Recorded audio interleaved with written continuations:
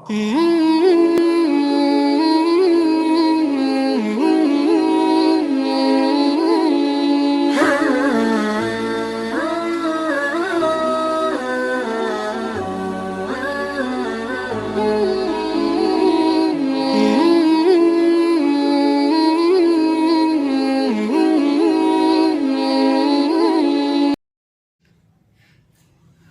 قسم کی حمد و ثنا اللہ رب العزت والجلال کے لیے، جو ہم سب کا خالق و مالک ہے۔ لا تعداد بے شمار انگن درود و سلام سیدنا و سید الاولین والآخرین، شفیع المذنبین، رحمت للعالمین، احمد مجتبی، جناب محمد الرسول اللہ صلی اللہ علیہ وآلہ وسلم کی ذات گرامی پر۔ واجب الاحترام معزز و محترم سامعین حضرات، اللہ رب العزت والجلال نے سورہ الاسراء کے اس مقام پر قیامت کا ایک منظر پیش کیا ہے کہ ہر بندے کا اعمال نامہ ہم نے اس کی گردن میں لٹکا دیا ہے۔ تو جب قیامت والے دن بندہ اللہ کے دربار میں حاضر ہوگا تو وہ اس کی گردن میں آویزہ کر دیا جائے گا۔ وَكُلَّ إِنسَانٍ أَلْزَمْنَاهُ طَائِرَهُ فِي عُنُقِهِ وَنُخْرِجُ لَهُ يَوْمَ الْقِيَامَةِ كِتَابًا يَلْقَاهُ مَنشُورًا۔ ہر بندے کے سامنے اس کی یہ کتاب نامہ اعمال کھلا پڑا ہوگا،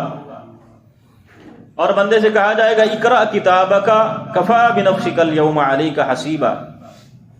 یہ تیرا اعمال نامہ ہے، خود پڑھ لے، ہم نے تیرے اوپر کوئی ظلم نہیں کیا، اور آج اپنا محاسبہ کرنے کے لیے تو خود ہی کافی ہے کہ تو خود اپنا محاسبہ کر سکتا ہے کہ تو نے دنیا میں کیا کیا تھا۔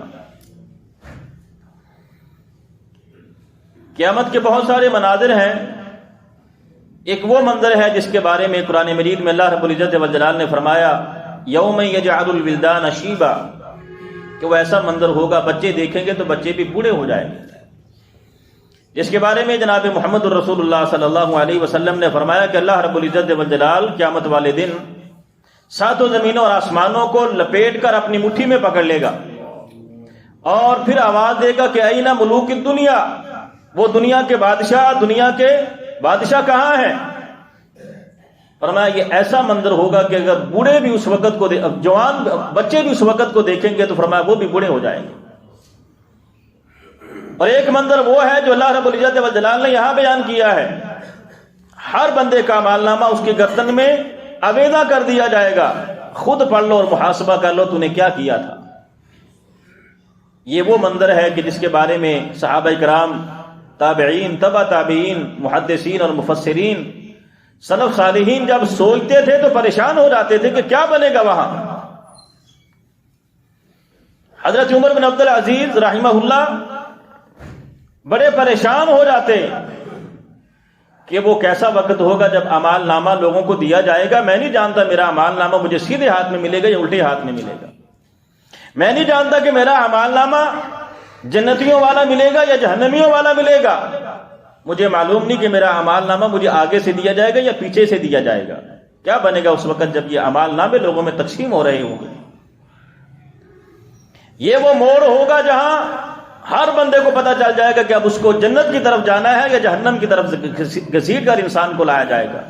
ہر بندے کو اس موڑ پر پتہ چل جائے گا جب اعمال نامہ اس کے سامنے آئے گا کہ یہ جنتی ہے یا جہنمی ہے۔ ایسا موقع اور ایسا اعمال نامہ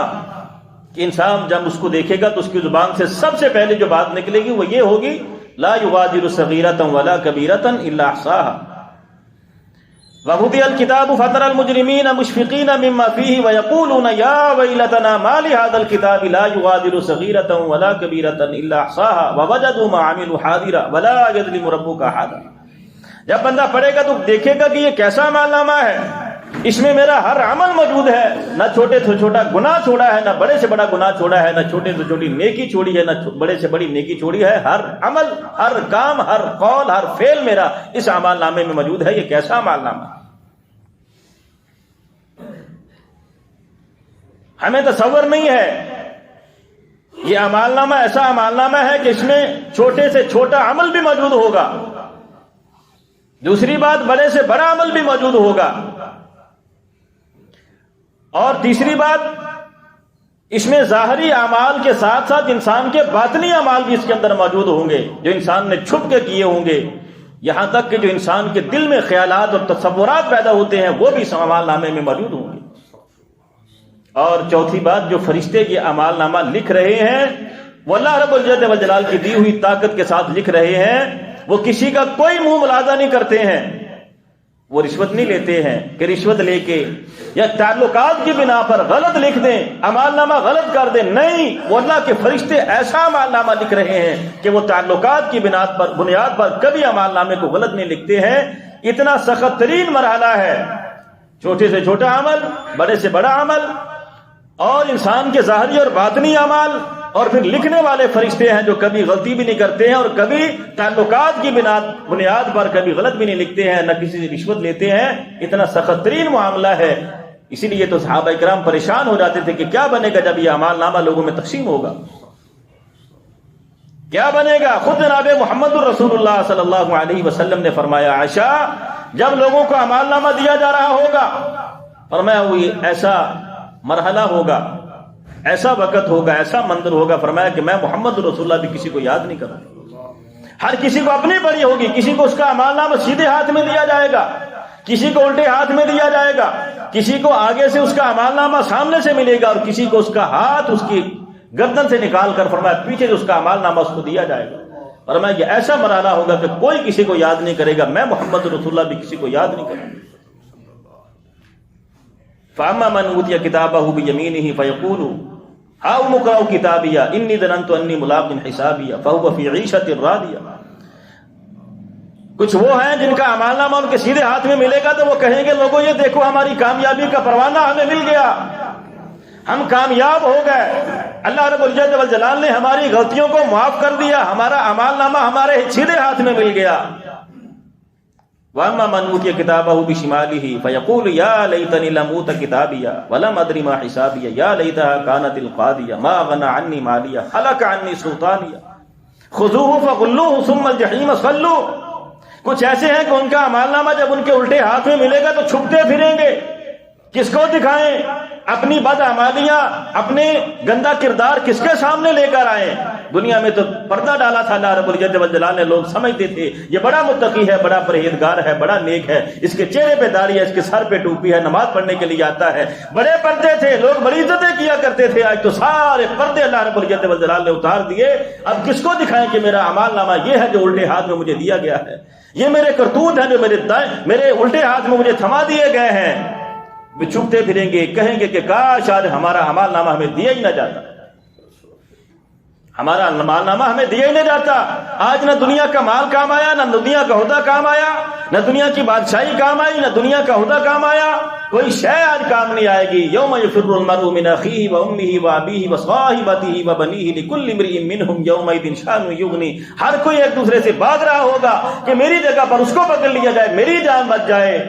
باپ کہے گا اولاد کو پکڑ لیا جائے میں بچ جاؤں، ماں کہے گی کہ میری بیٹی کو پکڑ لیا جائے میں بچ جاؤں، اولاد کہے گی کہ والدین کو پکڑ لیا جائے ہمیں بچا لیا جائے۔ یوم یفر المرء من اخیہ وامہ وابیہ وصاحبتہ وبنیہ، ایسا سخت ترین مرحلہ۔ فرمایا یہ اعمال نامہ تین طرح کا ہوگا، تین طرح کا ہوگا۔ ایک بندہ آئے گا، اس کا اعمال نامہ لایا جائے گا، اللہ رب العزت والجلال بغیر کھولے، بغیر دیکھے، بند اعمال نامے کے فرمائیں گے جا میری جنت میں داخل ہو جا۔ یہ وہ ہے جو بغیر حساب کے جنت میں داخل ہونے والے۔ اللہم اجعلنا منہم، اللہم اجعلنا منہم، اللہم اجعلنا منہم۔ بغیر اعمال نامہ کھولے اللہ رب العالمین فرمائیں گے جا جنت میں داخل ہو جا۔ دوسرا فرمایا وہ ہے جس کا اعمال نامہ لایا جائے گا تو صرف عرض ہوگا، پیش کیا جائے گا، اعمال نامہ کھولا جائے گا، اللہ رب العالمین فرمائیں گے اے بندے تو نے یہ گناہ کیا تھا؟ ہاں اللہ میاں کیا تھا۔ یہ گناہ کیا تھا؟ یا اللہ کیا تھا۔ یہ بھی کیا تھا۔ اچھا دنیا میں نے پردہ ڈالا تھا، جب بھی پردہ ڈالتا ہوں میں نے تجھے معاف کیا، میری جنت میں داخل ہو جا۔ اور تیسرا اعمال نامہ فرمایا وہ ہے کہ اعمال نامہ کھول دیا جائے گا، بندے کا مناقشہ ہوگا، حساب ہوگا، بندے سے پوچھا جائے گا تو نے یہ گناہ کیا تھا؟ ہاں کیا تھا، بتا کیوں کیا تھا؟ فرمایا جس سے یہ پوچھ لیا گیا کہ کیوں کیا تھا، فرمایا وہ مارا جائے گا، وہ پھر اللہ کی عدالت میں بچ نہیں سکتا ہے، اللہ کے عذاب سے بچ نہیں سکتا ہے، جس کا مناقشہ ہو گیا، جس کا حساب ہو گیا کہ تو نے یہ گناہ کیوں کیا تھا۔ اس لیے تو جناب محمد الرسول اللہ صلی اللہ علیہ وسلم بھی ڈرتے تھے کہ کیا بنے گا جب یہ اعمال نامے لوگوں کو تھمائے جائیں، کیا بنے گا۔ صحابہ کرام بھی ڈرتے تھے، تابعین سلف صالحین کو یہ خطرہ ہوتا تھا کہ جب اعمال نامہ ملے گا ساری دنیا کے سامنے کیا بنے گا۔ میں کہتا ہوں ذرا انسان تصور تو کرے، دنیا میں بڑے پردے ہیں، وہاں قیامت والے دن اگر ایسا منظر ہوا، اللہ رب العزت و جلال ایک بندے کو بلائیں گے اور اس کے گندے کرتوت سارے ایک ویڈیو کی شکل میں ساری دنیا کے سامنے لائیں گے تو کیا بنے گا بندے کا۔ وہاں اس کی ماں بھی کھڑی ہوگی، بہن بھی کھڑی ہوگی، بیٹی بھی کھڑی ہوگی، بیوی بھی کھڑی ہوگی، آج تو پردے ہیں۔ وہاں کیا بنے گا جب ساری دنیا کے سامنے انسان خدا کی قسم سر اٹھانے کے قابل نہیں ہوگا اگر اللہ رب العزت و جلال نے تیرے سارے کرتوت ایسے دنیا کے سامنے لا کے پیش کر دیے۔ اس لیے تو وہ لوگ ڈرتے تھے کہ کیا بنے گا، دنیا میں تو پردے ڈلے ہوئے ہیں، اگر وہ پردے اٹھ گئے تو کیا بنے گا ہمارا۔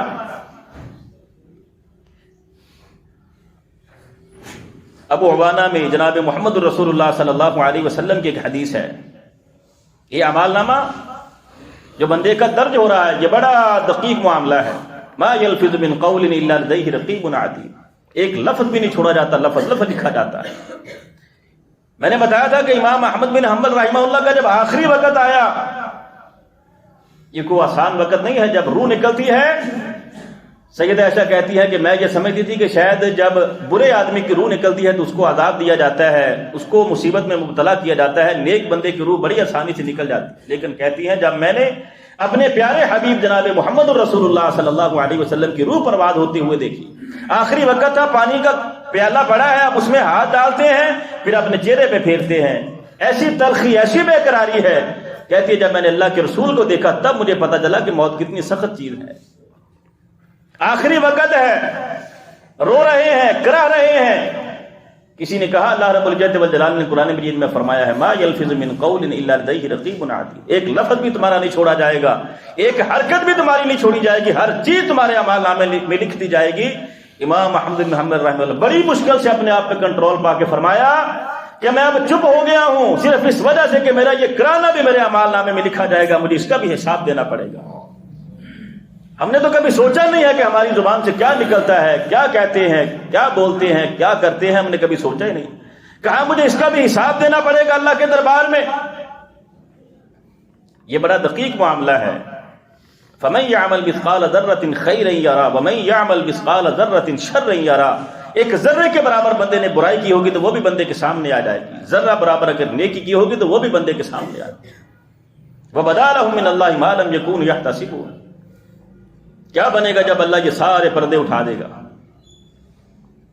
تو اعمال نامے کے اعتبار سے جناب محمد الرسول اللہ صلی اللہ علیہ وسلم کی ایک حدیث ابو عوانہ میں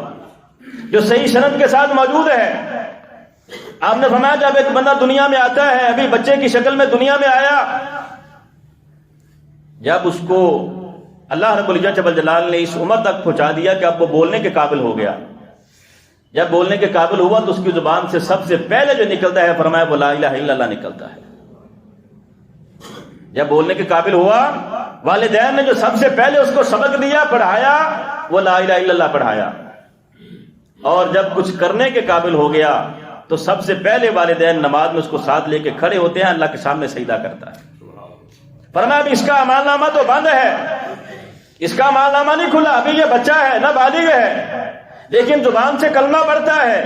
کچھ کرنے کے قابل ہوتا ہے تو اللہ کے سامنے سجدہ کرتا ہے۔ والدین کو اللہ نے توفیق دی ہے، وہ حج کے لیے جاتے ہیں تو والدین کے کندھوں پہ بیٹھ کے بیت اللہ کا حج کرتا ہے۔ فرمایا اس کا اعمال نامہ تو بند ہے، لیکن یہ ساری نیکیاں اللہ رب العزت والجلال اس کے والدین کے نام اعمال میں لکھ دیتے۔ ابھی کچھ کرنے کے قابل نہیں ہے، ابھی نابالغ ہے، لیکن والدین کے لیے نیکیوں کے انبار لگا دیے اس بچے نے۔ فرمایا جب یہ بالغ ہو جاتا ہے، جوان ہو جاتا ہے، باشعور ہو جاتا ہے، عقل مند ہو جاتا ہے، تو اللہ رب العزت والجلال فرماتے ہیں جب یہ بچہ تھا اس نے سب سے پہلے میرا نام لیا، سب سے پہلے میرے سامنے سجدہ کیا اور میرے گھر کا طواف کیا، اللہ رب العزت والجلال 2 فرشتے اس بندے کے ساتھ مقرر کر دیتے ہیں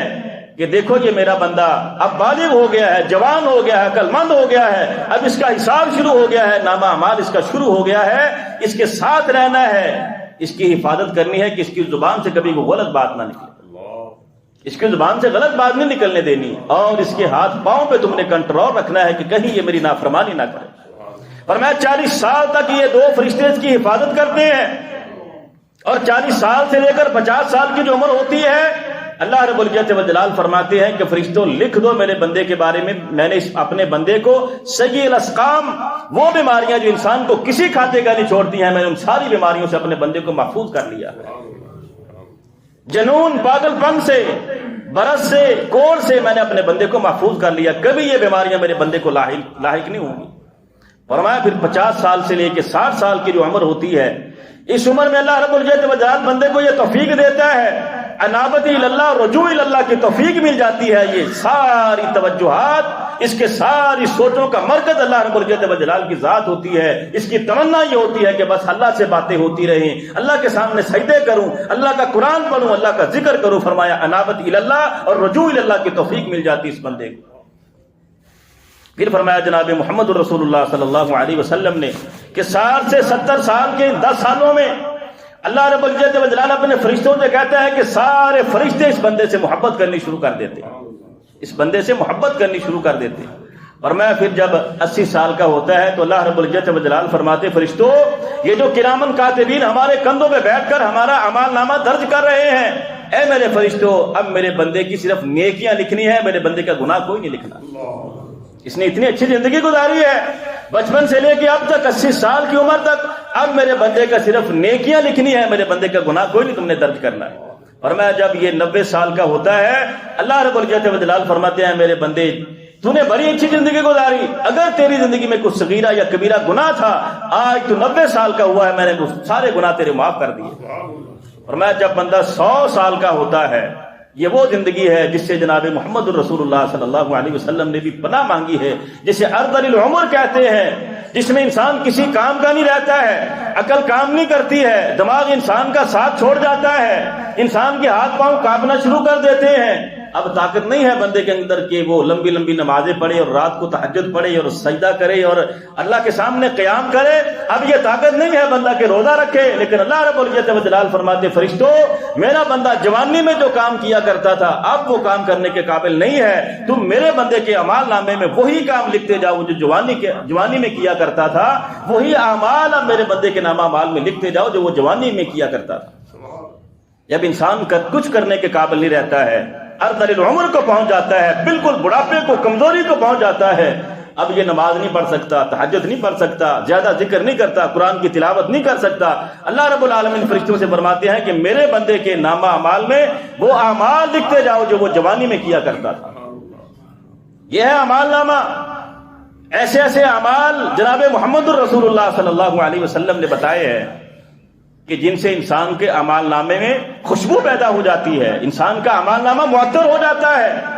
انسان کا اعمال نامہ ایسا ہوتا ہے کہ اللہ وہ اعمال نامہ دیکھتے ہیں تو اللہ کو پسند آ جاتا ہے۔ یہی تو وہ بندہ ہے کہ جو قیامت والے دن آئے گا تو اللہ رب العالمین بغیر اعمال نامہ کھولے بندے سے فرمائیں گے کہ جا میری جنت میں داخل ہو جا۔ جناب محمد الرسول اللہ صلی اللہ علیہ وسلم نے فرمایا، آپ سے پوچھا گیا کہ آپ سوموار اور جمعرات کو روزہ کیوں رکھتے ہیں؟ آپ نے فرمایا کہ اس لیے انسان کے اعمال ایک تو روز کی روز اللہ کے سامنے پیش ہوتے ہیں، یہ جو کرامن کاتبین فرشتے، فرمایا یہ جو صبح آتے ہیں، صبح کی نماز کے وقت آتے ہیں، شام کو عصر کے وقت واپس چلے جاتے ہیں، نئے فرشتے آ جاتے ہیں۔ جو عصر کے وقت آتے ہیں وہ صبح کی نماز میں واپس چلے جاتے ہیں، دوسرے دوبارہ آ جاتے ہیں۔ فرمایا ہر روز صبح اور شام بندے کا اعمال نامہ اللہ کے سامنے پیش کیا جاتا ہے۔ پھر فرمایا ہفتہ وار، سوموار اور جمعرات کو بندے کا اعمال نامہ اللہ کے حضور پیش ہوتا ہے۔ پھر فرمایا سال کے بعد شعبان کے مہینے میں بندے کا اعمال نامہ اللہ رب العزت والجلال کے حضور پیش کیا جاتا ہے۔ اور چوتھی بار جب بندہ دنیا سے جاتا ہے، دنیا سے اس کا تعلق ختم ہوتا ہے، موت آتی ہے، تو فرمایا پھر یہ اعمال نامہ اللہ کے حضور پیش کیا جاتا ہے۔ فرمایا بندے نے روزہ رکھا ہو تو یہ عبادت، روزے والی عبادت اللہ کو بڑی پسند ہے، میں چاہتا ہوں کہ جب میرا اعمال نامہ اللہ کے حضور پیش ہو تو میں روزے کی حالت میں، تاکہ اللہ کو میرا اعمال نامہ پسند آ جائے۔ اس لیے میں سوموار اور جمعرات کا روزہ رکھتا ہوں کہ میرا اعمال نامہ جب اللہ کے حضور پیش ہو تو اس میں سر فرض جو عبادت لکھی ہو وہ یہ لکھا ہو کہ تیرے بندے نے روزہ رکھا ہوا تھا، یہ روزے سے تھا، روزہ اللہ کو بڑا پسند ہے، جب روزہ پسند ہے تو اللہ کو میرا اعمال نامہ بھی پسند آ جائے گا۔ اسی طرح آپ نے فرمایا کہ جو بندہ حضرت عبداللہ بن عمر رضی اللہ تعالیٰ عنہ ظہر کے وقت مسجد میں آئے، وضو کیا، نماز پڑھی، نماز کے بعد درس شروع کر دیا، طلبہ کو پڑھانے لگ گئے، عصر کا وقت ہوا، دوبارہ اٹھے، وضو کیا، پھر نماز کے لیے آ گئے۔ شاگرد نے پوچھا کہ کیا آپ حدیث بغیر وضو کے پڑھا رہے تھے؟ فرمایا نہیں، میرا وضو تھا، لیکن مجھے جناب محمد رسول اللہ صلی اللہ علیہ وسلم کی ایک حدیث ہے جو بے چین کر دیتی ہے۔ آپ نے فرمایا کہ جو بندہ وضو پر وضو کرتا ہے، پہلے وضو برقرار ہے لیکن دوبارہ وضو کر لیتا ہے، فرمایا اس کے نامہ اعمال میں اللہ رب العالمین 10 نیکیاں لکھ دیتا ہے۔ یہ حدیث مجھے بے چین اور بے قرار کر دیتی ہے، اس لیے میں وضو پر وضو کرتا ہی رہتا ہوں۔ میرا وضو ٹوٹا نہیں تھا،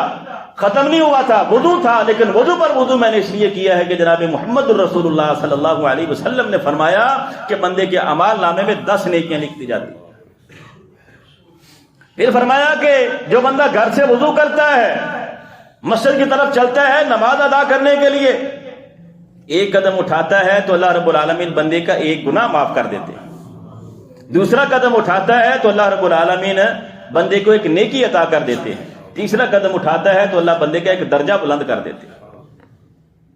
یہ اعمال نامہ ایسے روشن ہوتا ہے، یہ اعمال ہیں جو کرنے سے بندے کے اعمال نامے میں خوشبو پیدا ہوتی ہے، کستوری سے بھی اعلیٰ خوشبو پیدا ہوتی ہے۔ اگر بندہ یہ اعمال کرے، گھر سے وضو کر کے مسجد کی طرف چل کر آتا ہے تو آتے آتے اس کا اعمال نامہ اللہ رب العالمین روشن کر دیتا ہے، معطر کر دیتا ہے، ایسا اعمال نامہ بن جاتا ہے جو اللہ کو پسند آ جاتا ہے۔ ایک صحابی کا گھر بڑی دور تھا مسجد سے، مدینے سے بھی باہر تھا، وہاں سے آ کے وہ نماز پڑھتے تھے، لیکن حدیث میں کہیں ایک بار بھی یہ نہیں ملتا کہ وہ صحابی کی نماز جماعت سے رہ گئی۔ کسی نے کہہ دیا آپ اتنی دور سے آتے ہیں، سواری پہ آ جایا کرو، کہنے لگے نہیں، جناب محمد الرسول اللہ صلی اللہ علیہ وسلم کی حدیث ہے، یہ حدیث سنائی۔ فرمایا کہ میں یہ چاہتا ہوں کہ جتنے قدم چل کر آؤں اللہ رب العالمین ہر قدم کے بدلے میں میرا گناہ معاف کرے، مجھے نیکی عطا ہو، میرا درجہ بلند ہو جائے۔ وہاں سے چل کے پیدل چل کے مسجد نبوی میں آ کے جناب محمد الرسول اللہ کے پیچھے نماز ادا کیا کرتے۔ پھر جناب محمد الرسول اللہ صلی اللہ علیہ وسلم نے فرمایا جو بندہ صبح شام، صبح کی نماز کے بعد اور مغرب کی نماز کے بعد 7 مرتبہ اللہم اجرنی من النار پڑھ لیتا،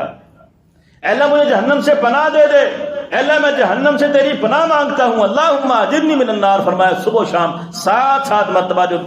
جو یہ بندہ دعا پڑھ لیتا ہے، جب بندے کا اعمال نامہ اللہ کے حضور پیش ہوتا ہے تو اللہ فرماتے فرشتوں میرے بندے نے مجھ سے جہنم کی پناہ مانگی ہے، میرے بندے کو جہنم سے پناہ دے دو،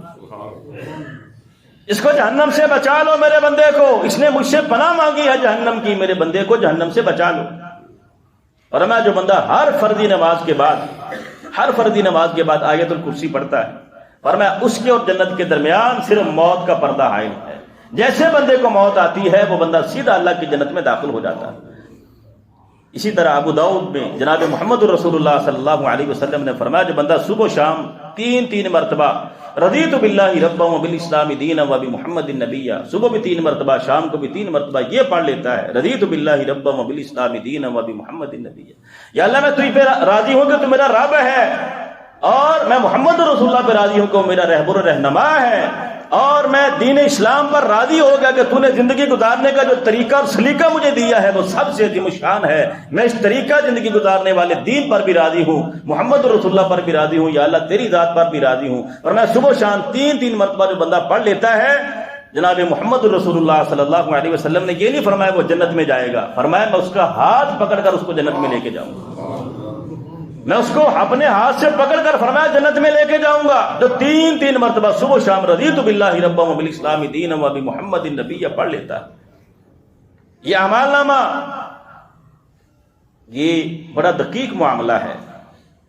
یہ ہمارے سامنے آنے والا ہے، ہماری گردن میں لٹکا دیا جائے گا، بندے سے کہا جائے گا پڑھ لے دنیا میں کیا کیا تھا۔ اس لیے اللہ سے دعا کیا کرو کہ اللہ رب العالمین ہمیں ان لوگوں میں شامل فرما لے جن کا اعمال نامہ اللہ کھولے گا نہیں، بغیر کھولے فرما دے کہ مجھے جاؤ میری جنت میں داخل ہو جاؤ۔ حضرت عمر بن خطاب رضی اللہ تعالی بیت اللہ کا طواف کر رہے ہیں، اللہ کے رسول نے فرمایا کہ یہ حجر اسود اور رکن یمانی، یہ 2 کونے، فرمایا ان دونوں کونوں کے درمیان جب بندہ گزرتا ہے جو بھی اللہ سے دعا کرتا ہے اللہ رب العالمین بندے کی دعا قبول کر لیتا ہے۔ حضرت عمر جب بھی طواف کرتے وہاں پہنچتے ہیں، ان دونوں کونوں کے درمیان میں پہنچتے ہیں، رکن یمانی حجر اسود کے درمیان میں، اللہ رب العزت و جلال سے ایک ہی دعا کرتے ہیں، یا اللہ اگر یہ عمر تیرے کاغذوں میں بدبختوں کی لسٹ میں موجود ہے تو میرا نام اس لسٹ سے نکال کر نیک بختوں میں میرا نام لکھ دے، اگر یہ عمر برے لوگوں کی لسٹ میں شامل ہے تو اسے اچھے لوگوں میں شامل کر دے۔ بس ایک ہی دعا کرتے ہیں، یا اللہ میرا اعمال نامہ اچھا کر دے، یا اللہ میرا اعمال نامہ اچھا بنا دے۔ تو اللہ رب العزت و جلال سے بس یہ دعا کیا کرو کہ یا اللہ ہمارا اعمال نامہ ایسا بن جائے جو تجھے پسند آ جائے، یا اللہ ایسا بن جائے جو روشن ہو جائے ہمارے لیے، قیامت والے دن ہمارے لیے روشنی کا سبب بن جائے۔ بڑا دقیق معاملہ ہے، اس لیے زندگی میں جب بھی بولیں تو سمجھ سوچ کے بولیں، کچھ بھی کرنا ہو تو کرنے سے پہلے دیکھنے کہ کہیں میرا پروردگار مجھ سے ناراض نہ ہو جائے۔ اللہ رب العزت و جلال ہمیں عمل کی توفیق عطا فرمائے۔ وما توفیقی الا باللہ، علیہ توکلت و الیہ انیب۔